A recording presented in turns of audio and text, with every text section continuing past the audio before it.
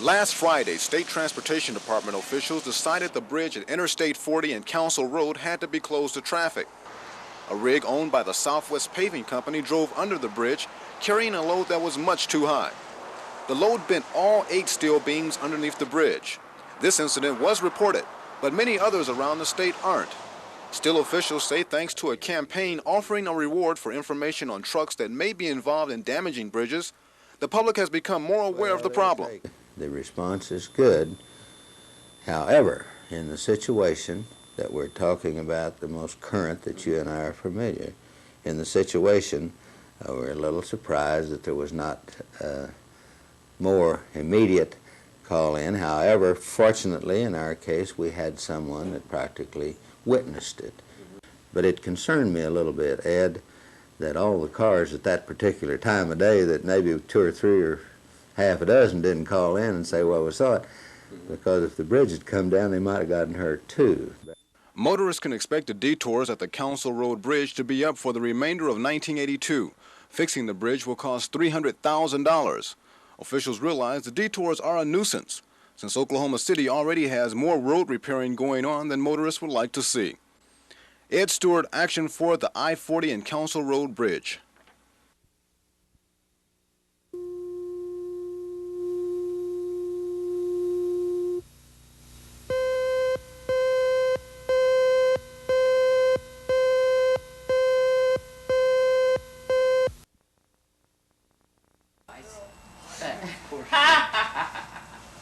Dragon, tell them what happens to their lungs when they smoke. Well, I tell you what you guys have to do. Scuba dive. But if you smoke... Isn't that what happens, Dragon? Oh, sure. And see, that's bad news for a dragon, because they've got to be... Is it bad? You know, you didn't get any presents. How does that make you feel? Well, I'd rather save somebody's life than get some presents.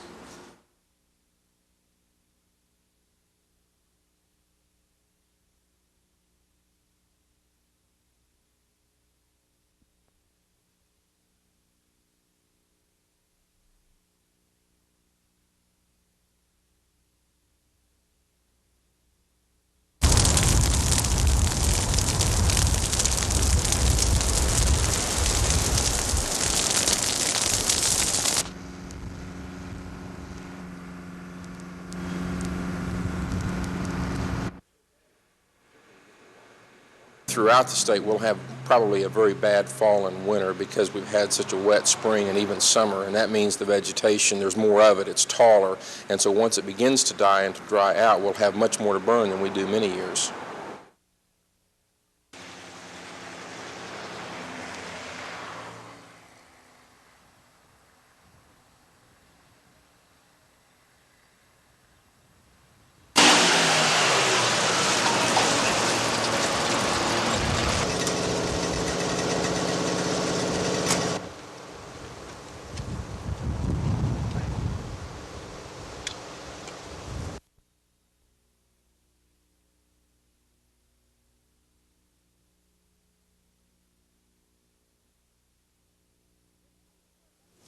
When Penn Square Bank collapsed, volumes of information were transferred from the hands of Penn Bank employees to those of federal officials.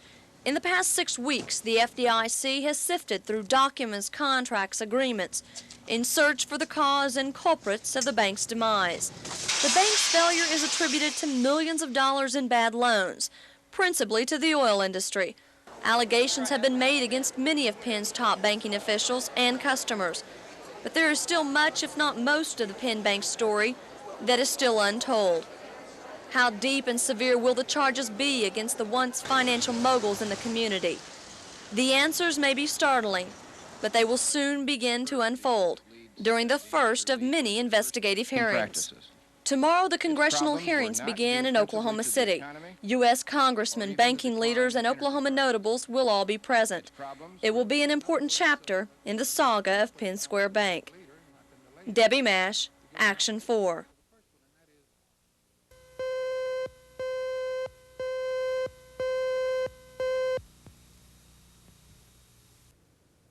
Any student able to find housing for this school year at Central State University in Edmond should consider him or herself lucky. CSU apartments are full, and there are at least 150 names on the waiting list. The same is true for the men's dormitory. However, there are about 30 vacancies available in the women's dorms, but they should be occupied by week's end. At $1,567 a year for a dorm room and meals, university administrators feel the price is hard to beat. Still, CSU one-bedroom apartments for $158 are the most popular place to stay. If the housing crunch gets any worse, the university will have to ask for help. If it gets really critical, we will work with the townspeople, as we did a couple of years ago, and try to get rooms with townspeople within Edmond. We will solicit these rooms from the townspeople and make a list, and then let the students go to the people who have a room. Finding an apartment off campus is not only difficult, but usually too expensive for one full-time student to handle. The university is reluctant to build any new housing because no one knows just how long the demand will be this great. Ed Stewart, Action 4 in Edmond.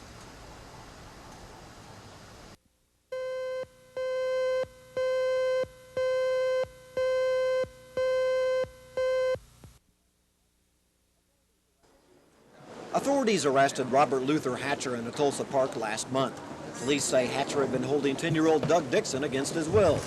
Prosecutors contended that Hatcher took indecent liberties with Dixon and 4 other children who were also less than 14 years old. If convicted of all 5 sex counts, Hatcher could have been sentenced to spend between 50 years and life behind bars. Instead, Hatcher agreed to plead guilty to all 5 counts in a plea bargain with Oklahoma County prosecutors. Judge William Allen sentenced Hatcher to 5 50-year prison sentences, which will run at the same time. Each of the cases, I'm going to assess you 50 years incarceration, and we're going to let them each run concurrent. Prosecutors feel satisfied with the outcome of the case. This is a case in which there are a lot of things to be considered, especially the trauma for the young victims. And under the circumstances, we feel like it was a just verdict because it did save us the additional trauma. Some of these children have suffered severely from what's happened. As long as this case is ongoing and through the trial, would inflict severe emotional damage among these young people. And we felt like that this was fair. Hatcher will spend another 10 days in the Oklahoma County Jail before being transferred to state prison.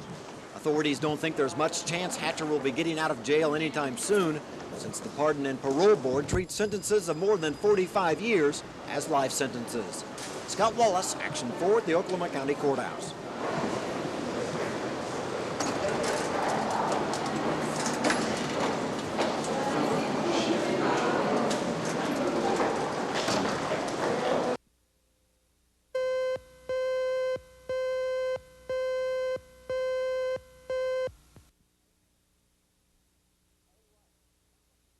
All right, that was the reaction of Joseph Paul Franklin when an Indiana jury found him innocent in the sniper shooting of civil rights leader Vernon Jordan. Federal prosecutors say they will close the books on the Jordan shooting, but Franklin's problems aren't over. Indianapolis prosecutors must now decide whether they have enough evidence to convict Franklin in the sniper deaths of 2 people. Oklahoma City prosecutors would also like to get their hands on the avowed racist. Authorities think Franklin shot Jesse Taylor and Marion Bressett in this Oklahoma City parking lot nearly 3 years ago.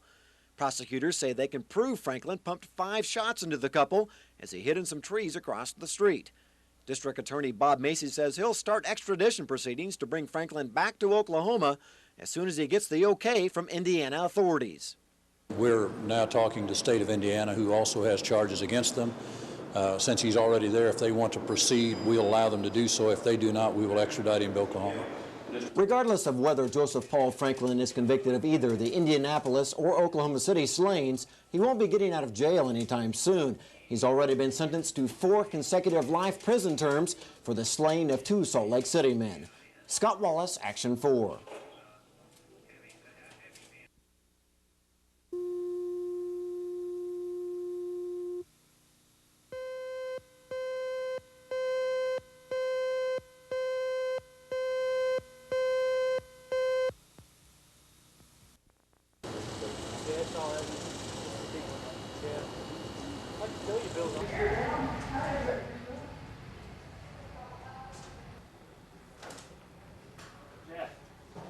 How you doing? Come in. Give it to me. Same way with certain other people that are in the I was in Walter Newstadt's office this morning. I had planned a trip down there at this point. What about that? We've heard 25%, we've heard 80%. Where is that?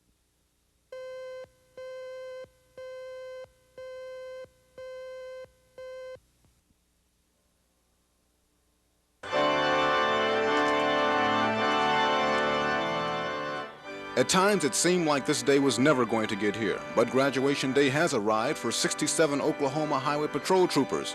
The 39th Patrol Academy class was also commissioned today.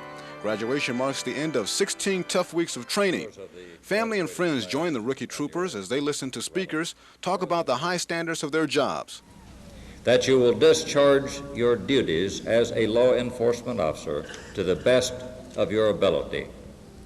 That you will use that authority that you have with discretion, with sound judgment, in a selfless way, and in an objective way, indeed in a compassionate way. To the best of my ability. So help me God.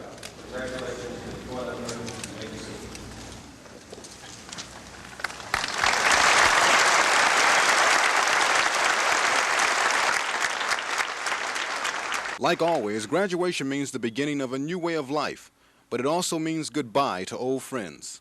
For 16 hours a day, they learn together how to be good law enforcement officers. Many say it hurts to go their separate ways, even though the class motto is no pain. Ed Stewart, Action 4.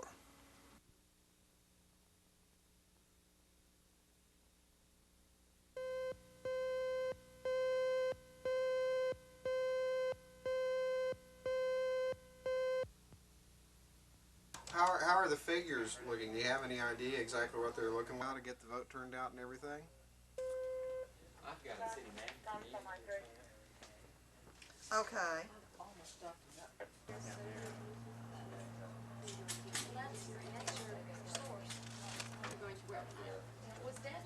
He was going. We'll quit and come on down. got somebody on the line? No. Wants to speak to the Whereabouts is this? What area is this? This is all right.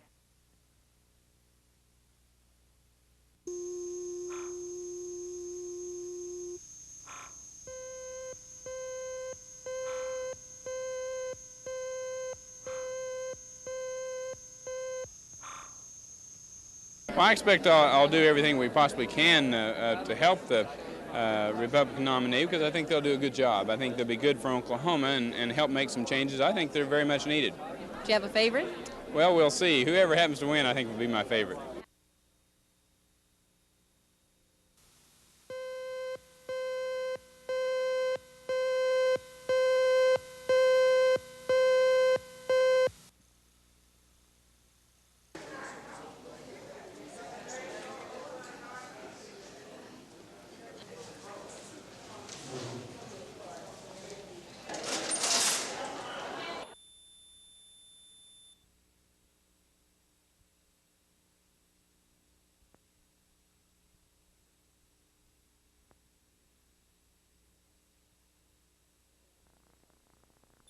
Concerns me because, again, I'm concerned about the logic in, first of all, creating a precinct that is that large. That is the largest precinct in District 1 and happens to be my precinct, and it is unwieldy.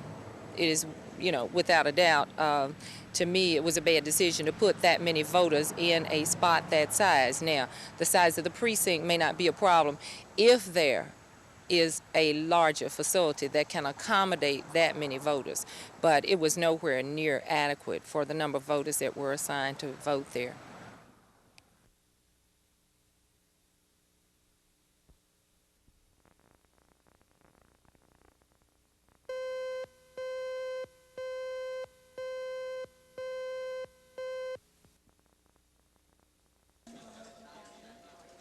The bull market is keeping the stockbrokers at E.F. Hutton busy. Ron Dennis.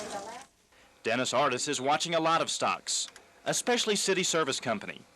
That's because the Tulsa Company has agreed to merge with Occidental Petroleum. If the deal goes through, it would create the country's 8th largest oil company. The money figures involved in this merger are astronomical. The total value of the deal is expected to approach $4 billion. The cash part alone comes to $1.9 billion. Occidental will buy 45% of city stock for $55 a share. The rest of the city shares will be exchanged for a combination of Occidental preferred shares and city service notes. Occidental will guarantee payment of the notes. City Services stock has been on a ticker-tape roller coaster. 8 weeks ago, it was selling in the high 30s. It jumped to the low 50s when Gulf Oil Corporation agreed to acquire the company. But the Gulf deal fell through because of antitrust complications, and the stock fell to $30 a share.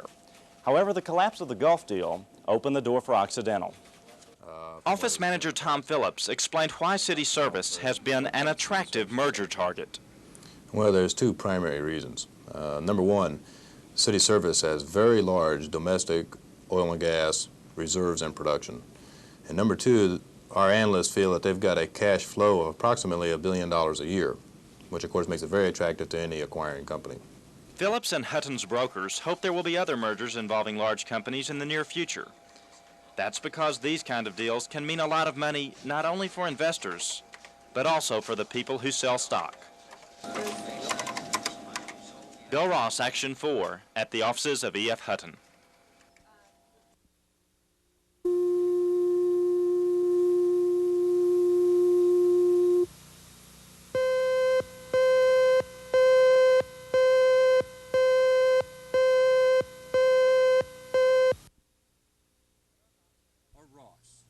The marathon termination hearing for Mike Ossenkop has finally ended.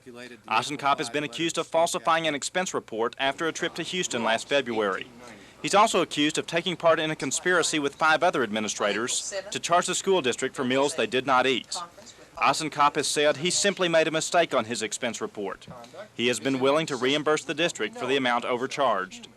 In closing argument, the school district's attorney said Ossenkop had no real defense to the charges. His only defenses have been the smear, the public scandal, an assassination of character. 2 wrongs make a right. You let me do it. You entrapped me. Everyone else did it. I had a right to do it. It came with the job. It was a perquisite. Well, that, sir, is demagoguery, spellbinding oratory, careless with facts, a danger to rational decisions, an appeal to sympathy and not to judgment. Well, this is a day for judgment. Ossenkop's attorney said her client was being used by School District Superintendent Bob Spence to get at one of his assistants, Gene Ross. Lana Tyree said her client had done nothing to be ashamed of. Mike Ossenkop is an honest man, that there's been no evidence to show he's anything to the contrary, and that he is an excellent example to the school children of Moore, Oklahoma, and that he should be permitted to remain in the school district. Now it's up to hearing Judge Charles Fisher. He'll decide the fate of Mike Ossenkop within 10 days. Bill Ross, Action 4 at the Oliver Hodge Building.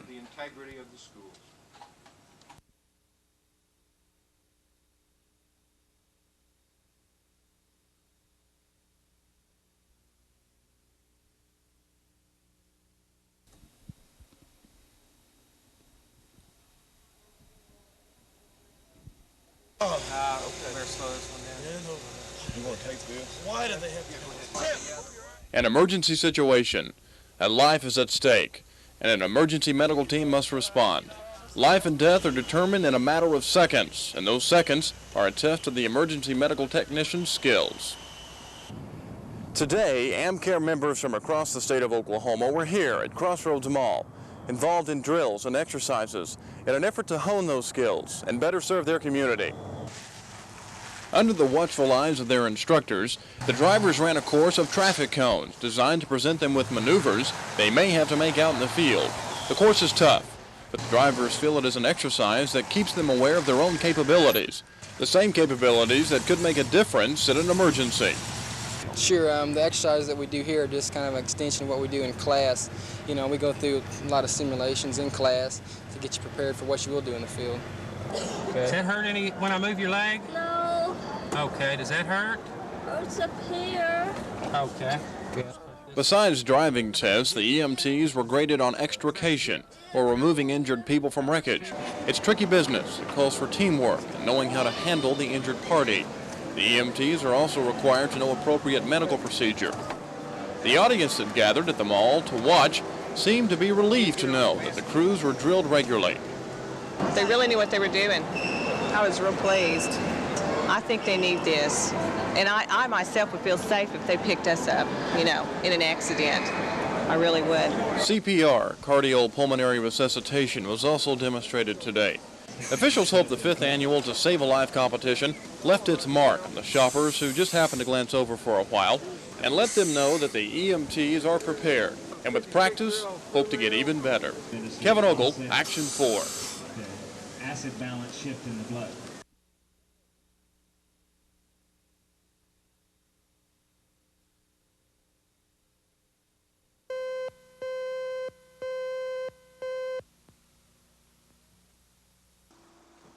The artwork of Vladimir Nadrowski is a joy to view, but it was his talent that eventually forced him to leave his native home of Czechoslovakia. He once painted pictures and made films showing his dislike of communist rule.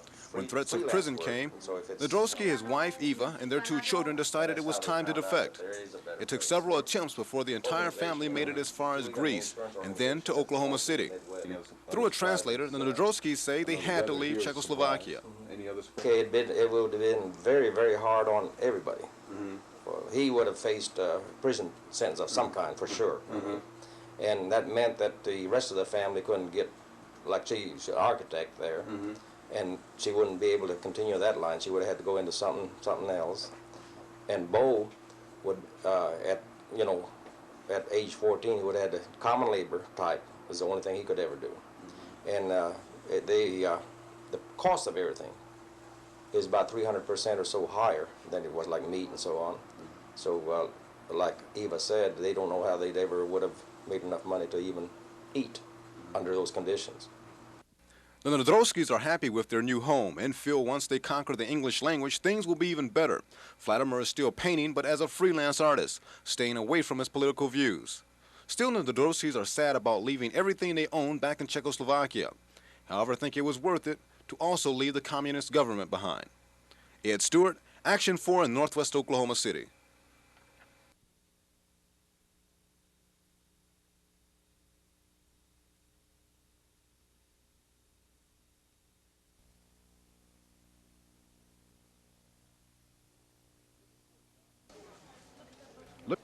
Looking for a job in Oklahoma City has become a daily routine for people who have nothing left but hope. State employment offices are advising job seekers not to be overly picky about what type of work they do find or how much salary is involved. Several reasons for the high unemployment have been cited, but the sharp decline in oil drilling is one major factor. When the oil business started to suffer, it triggered layoffs in many other oil-related companies.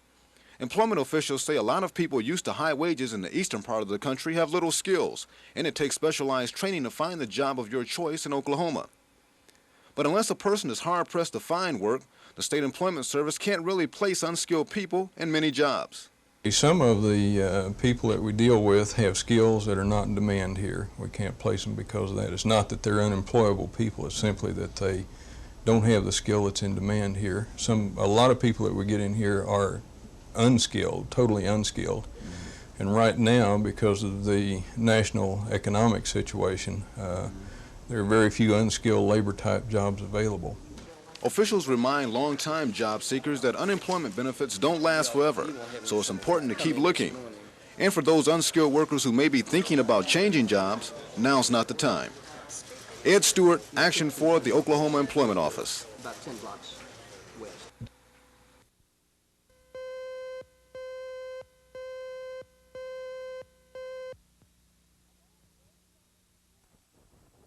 Of all the road signs, few are enforced quite as strictly as this one. From 7:30 each morning until 4:30 in the afternoon, the flashing school zone signs warn motorists to slow down. For the safety of the children, crossing guards are also used in most of Oklahoma City's 55 elementary schools. The guards hold traffic as the youngsters cross the street. But school zone signs and crossing guards have extra backup: the law. Yesterday was the first day that all school zones were in effect, and it was a big ticket writing day for the police force. In school zones alone, over 200 motorists received speeding tickets. Citations were also issued for illegal passing and lane changing. The law is tough. There is no grace period and no speed tolerance. It's 25 miles per hour, period. An average of 25 police units will regularly patrol school zones in the Oklahoma City area this school year. Police officials say enforcement is tough, because the safety of the children is top priority. Debbie Mash, Action 4. Really doing good here.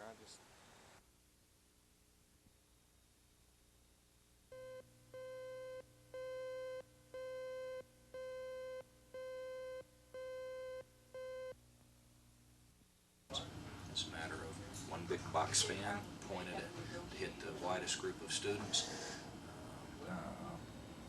Area for their entire school district. It will be proposed this year, I don't know.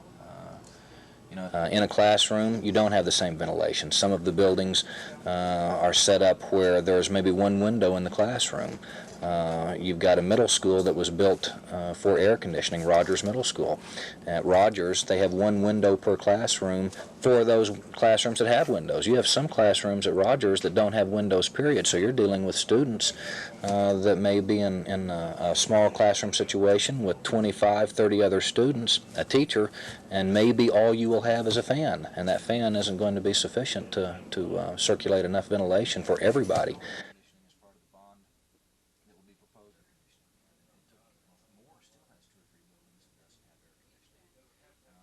Edmond didn't do it in 1 year. Midwest City still doesn't have air conditioning. This would have been a start. Passing the bond election.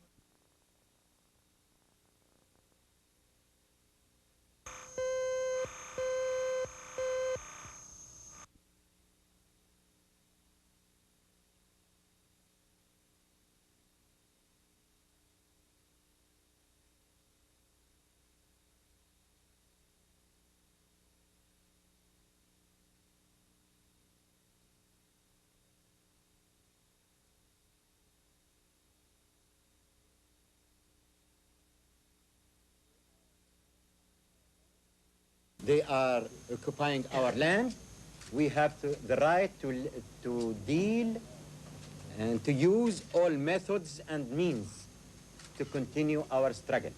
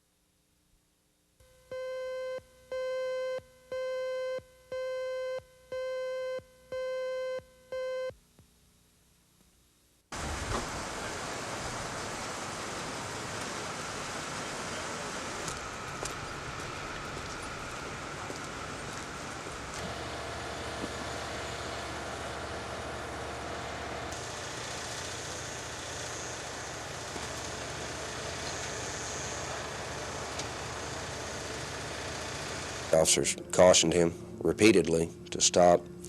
He, however, did not heed those warnings. Officer Dykes fired one shot from his service revolver. That shot apparently did not strike the man. Officer Ron Houck fired one shot from his police shotgun, and that shot did wound the man. The man was taken to Baptist Hospital, where he died a short time later.